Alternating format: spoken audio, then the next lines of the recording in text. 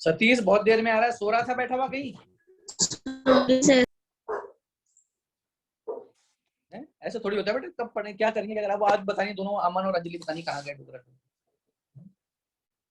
तो कल मैंने आपको बताया था कि दो चर वाले जो रैखिक समीकरण होते हैं उनसे क्या होता है,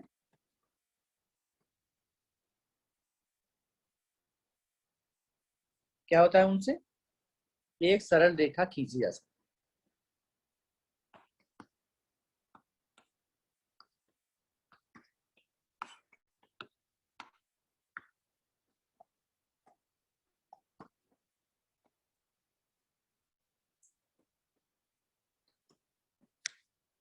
तो ये आपने कर लिया होगा।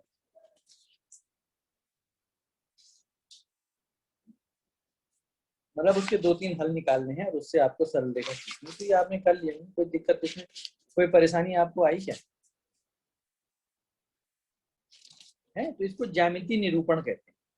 क्या कहते हैं? ज्यामितीय निरूपण कहते हैं। तो चलो ये आप कराया, ये कल आपका चैप्टर हो गया था, ये आपने, आशा है कि आपने कर लिया होगा। अब हम एक क्वेश्चन आज और लेके चलते हैं, कल हमने नया चैप्टर करवाना है। एक क्वेश्चन और लेके चले हम, तो इसका क्वेश्चन आप ले लें।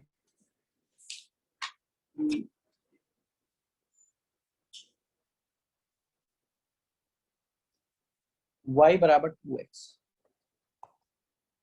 ये भी देखिए, ये भी दो चर वाला रैखिक समीकरण है। y बराबर 2x समीकरण है, क्योंकि बराबर का चिन्ह लगा हुआ है, दो चर हैं इसमें x और y, और दोनों की घात 1 है, इसलिए रैखिक समीकरण हो गया दो चर।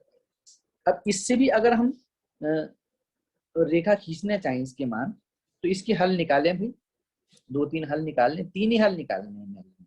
तो 3 हल निकालने के लिए क्या करते हैं, इसके का आलेखन खींचिए।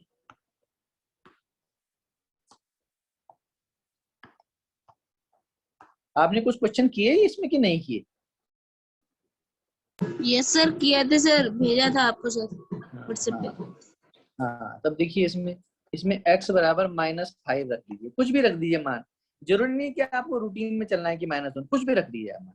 x इजिकल टू -5 रखेंगे तो y इजिकल टू कितना हो जाएगा, 2 इंटू -5, तो कितना हो जाएगा ये, -10 -3 सर, -3 क्यों होगा बे सर इंटू। हाँ, अब x बराबर आप 0 रख दीजिए, x बराबर 0 रख दीजिए तो y बराबर कितना आ जाता है, 2 इंटू 0 बराबर कितना होगा, 0 सर, 0 है ना। और अब इसके x बराबर 5 रख दीजिए तो y बराबर 2 इंटू 5 बराबर 10, है ना। इसका तो जो पहला हल हो गया, हाँ पहला हल इसका कितना हो गया, -5 और -10, पहला हल हो गया, है ना। इसको हम a बिंदु मान लें। दूसरा हल क्या हो गया इसका, कितना हो जाएगा, 0 0, इसको b बिंदु मान लीजिए। तीसरा हल कितना हो गया इसका, 5 और 10, तीसरा हल, तीसरा बिंदु मान लीजिए, ए बी सी तीनों बिंदु हमने मान लिए, ठीक है। इसमें सरल था, इसमें एक एक लाइन में करना था, इसलिए हमने ये ऊपर तीनों हल ऊपर निकाल दिए, तीन ही हल। किसी भी चीज को लेकर के यहाँ पर मान कुछ भी मान सकते हो, एक्स का मान कोई जरूर थोड़ी, आपने रूटीन में जो हमने 0 1 2 3 या -1 -0, इसमें कुछ भी रख सकते हो। यहाँ पे एक्स की जगह -10 कर सकते हो, और इसमें दूसरा मान x इजिकल टू 11 कर सकते हो, x इजिकल टू तीसरा मान कुछ भी कर सकते हो। तो थोड़ा अलग अलग रूटीन में हमें इसे करना है। अब देखिए,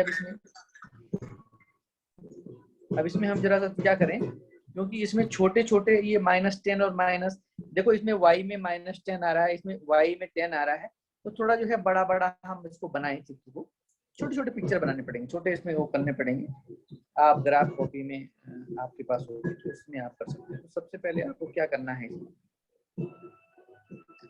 एक आपने लाइन खींचनी है, बीच में खींची। अरे किसका माइक ऑन है ये,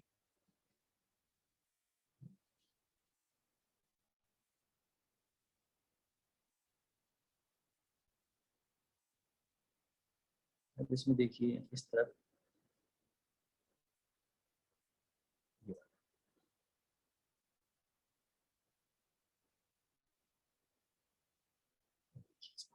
अब इसमें ये आपकी ये हो गई x, ये हो गई y, ये हो गए, ये कौन सी वाली होगी नीचे, ये वाला -y sir, sir -y। -y, और इस तरफ की जो है xy -x। सर, माइनस फिर वही देखिए, हाँ सब तरफ तब बराबर दूरी पर बिंदु लगा दीजिए।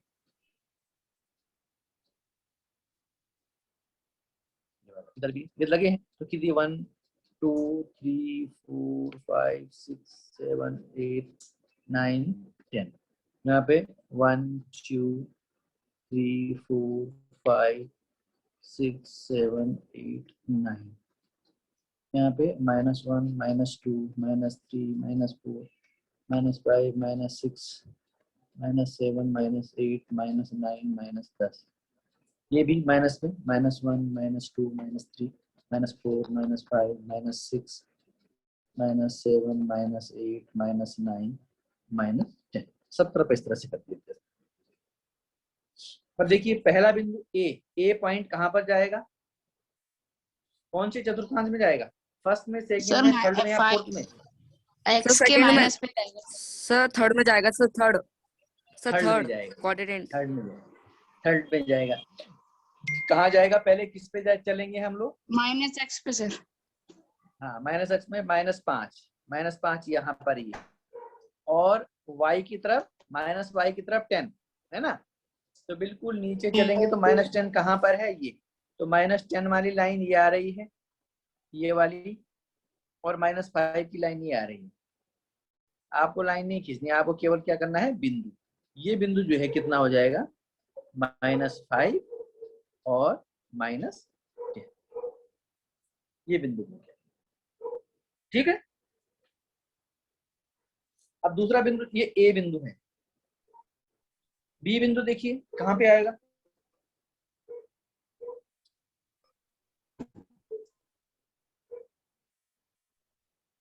जल्दी बताओ। सर मूल 0 विधि। to 0 सर, फर्स्ट हाँ क्वाड्रेंट पे मूल आएगा बिंदु, सर। मूल बिंदु ये पे वाला, सर, मूल ये बिंदु। वाला मूल बिंदु, ये बी बिंदु होगी, 0 और 0। तीसरा बिंदु सी कहां पे जाएगा, कौन से चतुर्थांश में जाएगा ये,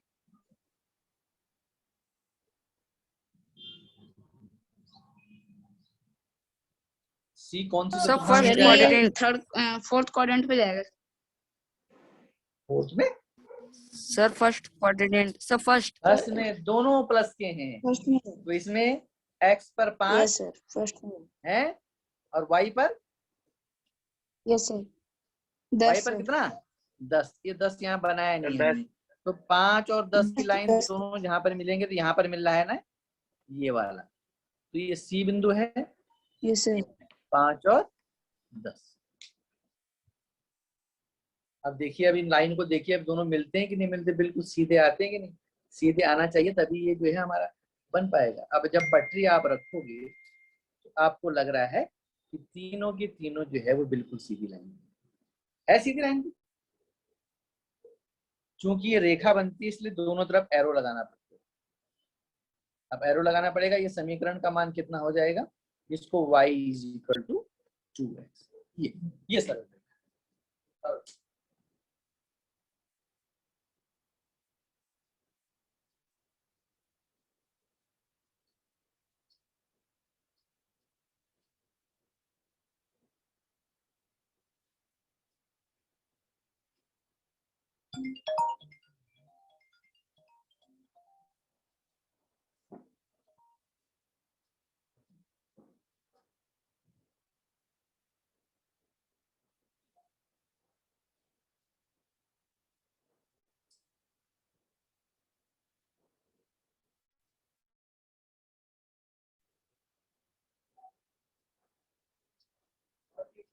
बेटा थोड़ा देर बाद में क्लास करूंगा, है क्लास करूंगा।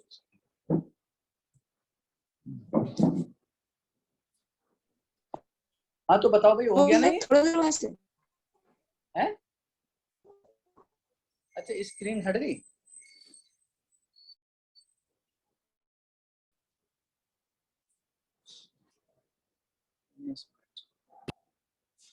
स्क्रीन शेयरिंग,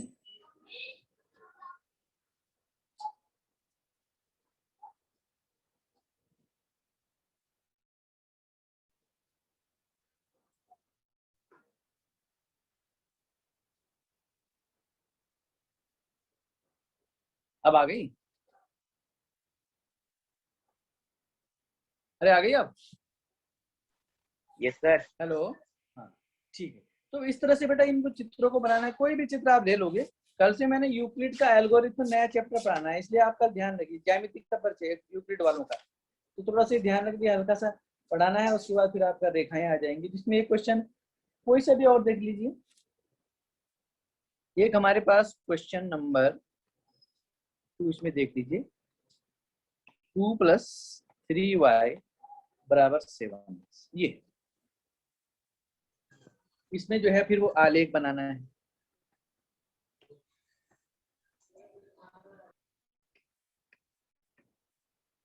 अब देखिए एक चीज यहाँ पे ध्यान रखिए कि इसमें जरूरी नहीं है कि आपको x का मान ही पहले रखना है, आप y का मान भी रख सकते हो, लेकिन बिंदु बनेगा वो एक्स वाई के रूप में बनेगा। जैसे देखिए यहाँ पे, अब हमने इसमें पहले x का वैल्यू रखते थे, अब इसके बाद क्या करें, y का मान रखें, y = 0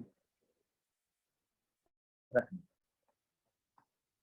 y बराबर अगर 0 रखेंगे तो देखिए कितना हो जाएगा, 2 + 3 × 0 = 7x है।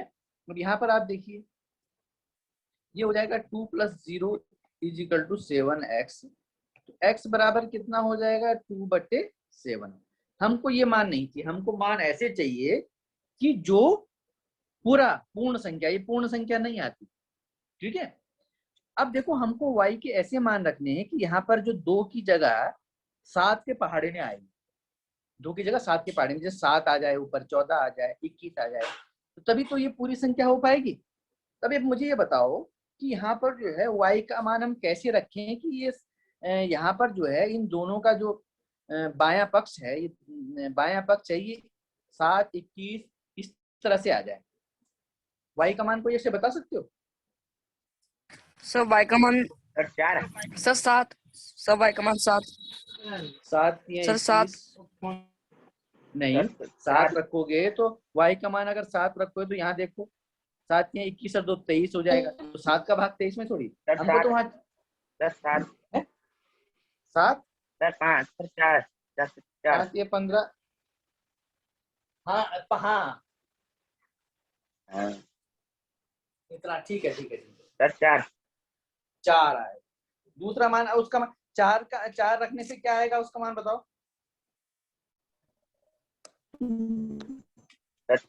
सर 14 आएगा।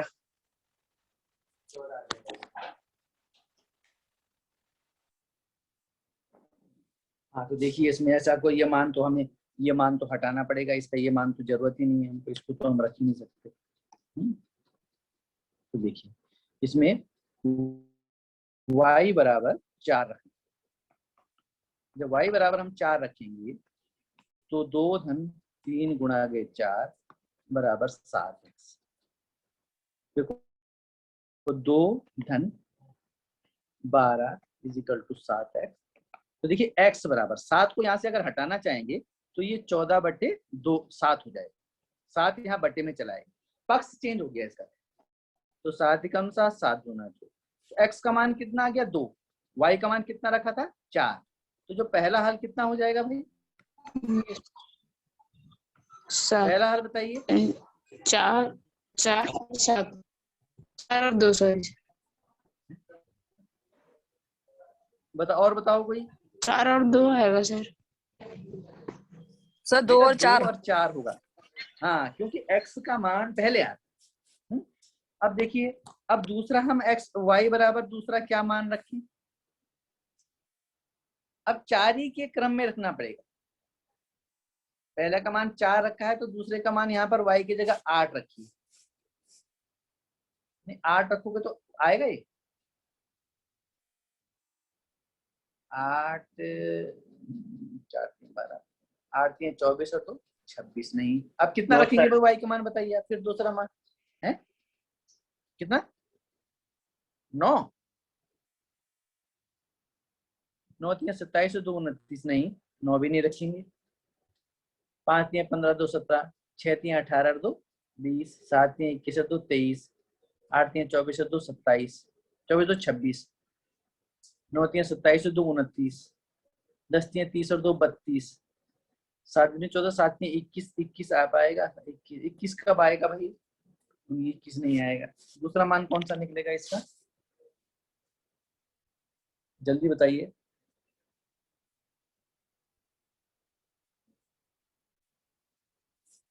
और दूसरा मान बताइए जल्दी से सोचिए टिपिकल समीकरण है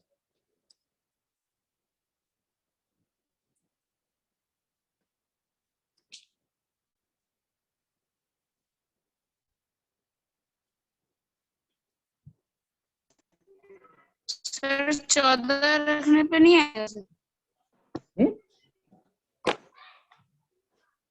14 रखने पे सर ये सर क्यों? 14 रखने 14 के पास आ जाएगा सर ये 14 3 42 और 2 44 Yes, sir. आएगा ये तो कहाँ आएगा 14 3 42 और 2 44 44 में 7 का भाग कहाँ जाता है 2 प्लस भी तो और करना है सर माइनस 13 4 रखने चला सर 13 चला जाएगा नहीं 13 सर 3 13 39 हो जाए क्यों सर माइनस 4 13 अभी प्लस 2 भी करेगा अगर 13 रखेगा 13 3 या 39 और 2 41 41 में 7 का भाग कहाँ जाता है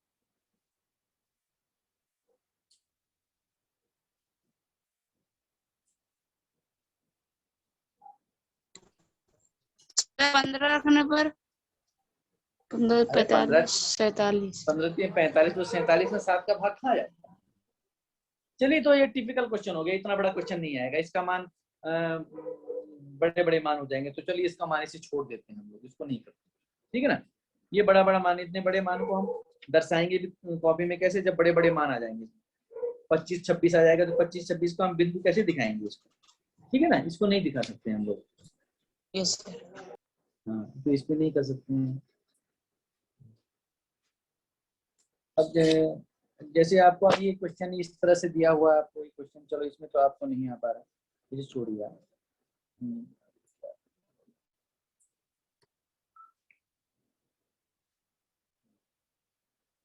अब जैसे ये तो नहीं सॉल्व हो पा रहा जैसे हमारे पास एक क्वेश्चन ऐसे आ जाएगा एक हमारा फार्मूला भी होता है F इज 9/5C + 32 मतलब अगर फारेनहाइट डिग्री को फारेनहाइट को टेम्परेचर नापने का होता है फारेनहाइट में टेम्परेचर और ये सेल्सियस में होता है दो तरह का टेम्परेचर फारेनहाइट सेल्सियस में ठीक है ना ये केल्विन में भी टेम्परेचर नापने की इकाई होता है इकाइयां हैं ये F ये फार्मूला है अब इसमें F और C के बीच में अगर हमें जो है F और C के बीच में यदि हमें ग्राफ खींचना है तो कैसे खींचेंगे भाई F और C का ग्राफ तो उसमें देखिए अब इसमें कैसे मान रखेंगे C का F के मान C का मान कितना रखें कि F का मान आ जाए F का मान पूर्ण संख्या में आ जाए कैसे रखेंगे इसमें C का कितना मान रखें बोलो अरे C की जगह हम C बराबर 5 रख दें C बराबर 5 रखने को C बराबर 5 रखेंगे तो F इजिकल टू कितना आ जाएगा 9 बजे 5 × 5 + 32 तो 5 × 5 तो 32 और 9 41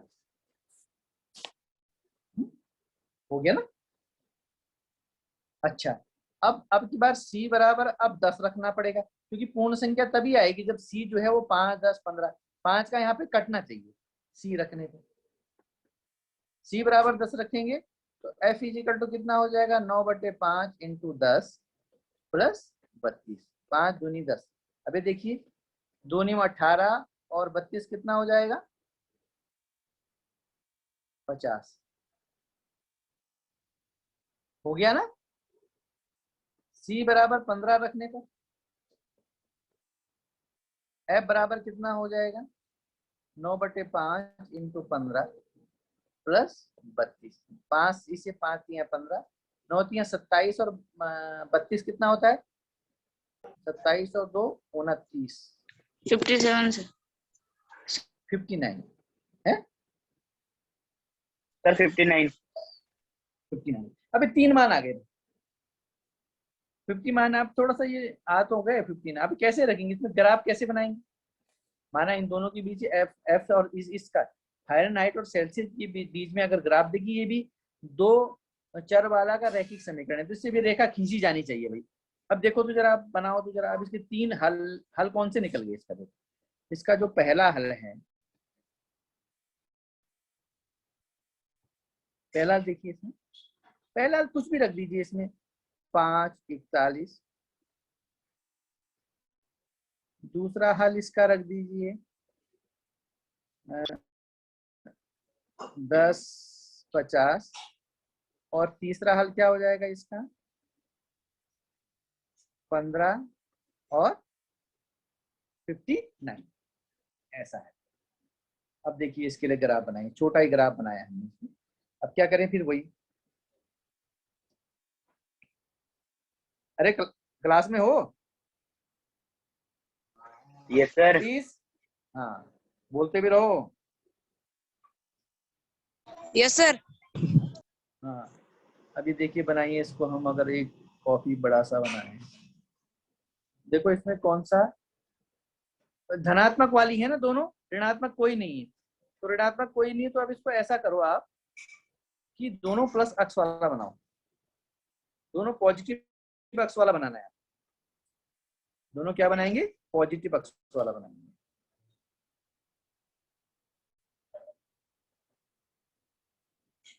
दोनों पहला ही उसमें आ रहा है ना,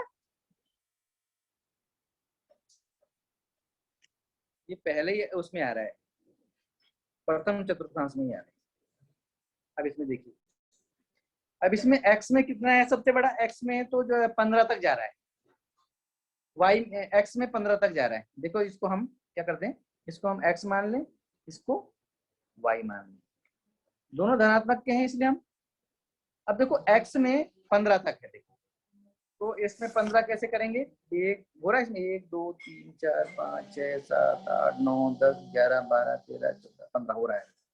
इसको माने 1 2 3 4 5 6 7 9 10 11 12 13 14 15। 1 2 3 4 5 6 7 8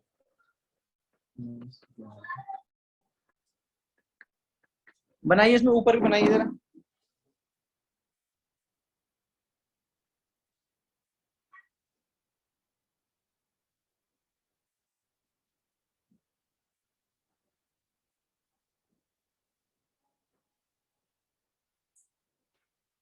तो होना क्या? अब इस बार ऊपर बनाइए भाई जरा। ऊपर कहाँ तक है ये? 59 तक है। तो 59 जा रहा है, ऊपर नहीं जा रहा है। 50 लाइनें हो रही नहीं हो रही? 1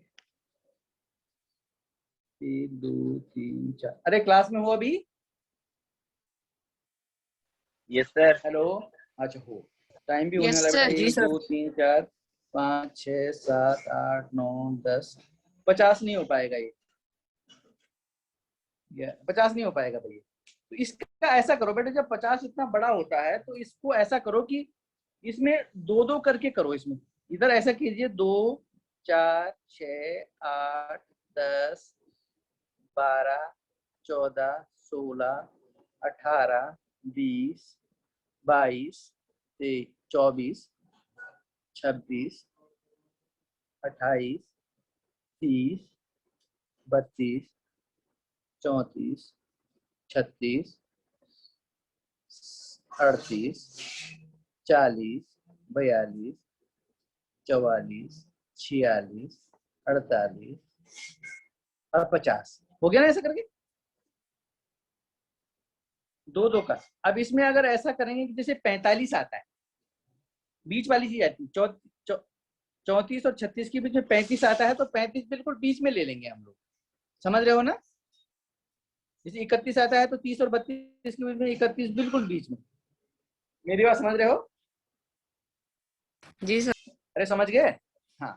अब जैसे पहला देखो हल, पहला हल इसमें ए लिख दीजिए, दूसरा हल बी लिख दीजिए, तीसरा हल सी लिख दीजिए। पहला है 5 41, एक्स में 5 गया, x में 5 गया, ये 5, 41 ऊपर, 41 कहाँ पर आएगा भाई? ऊपर सर। 5, देखो 40 और 42 के बीच में, तो 1 2 3 4 5, 5 ये है ना, ये वाला है 5वीं लाइन ये वाली, तो बिल्कुल बीच में, तो ये हो जाएगा 5 और 41, ए बिंदु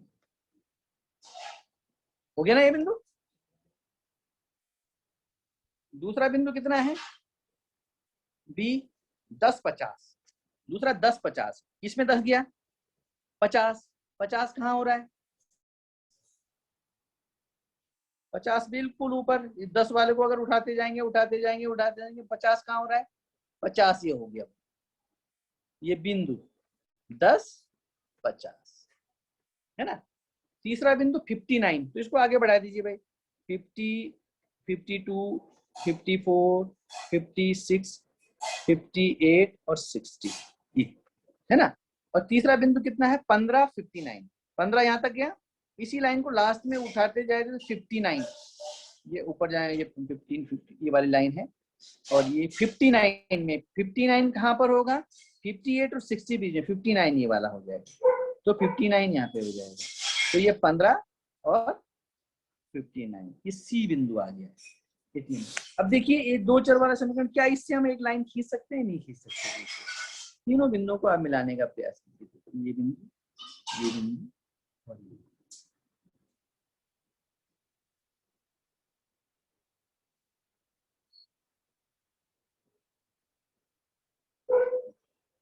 तो अगर तुम इसकी लाइन खींचोगे तो एक लाइन खींचोगे,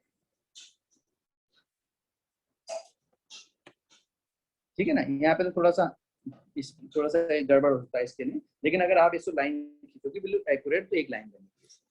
तो ये किसकी लाइन है? ये F = 9/5C + 32, ये इसकी लाइन। ये